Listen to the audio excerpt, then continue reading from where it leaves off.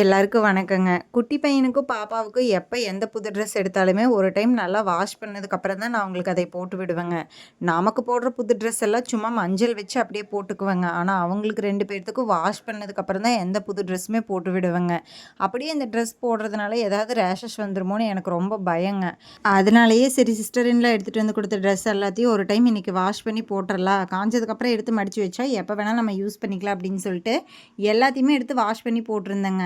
Wash பண்ணி போட்டதுக்கப்புறம் பார்த்தா, வீட்ல அலையா விருந்தாளியே என்னென்னவோ வருதுங்க.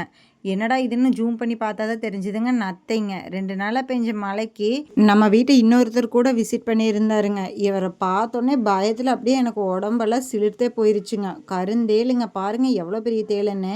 வீட்ல குழந்தைங்க அவங்க பாட்டுக்கு விளையாடுவாங்க. நாம இதெல்லாம் கொஞ்சம் சொல்லிக் குடுக்குறது ரொம்ப முக்கியங்க.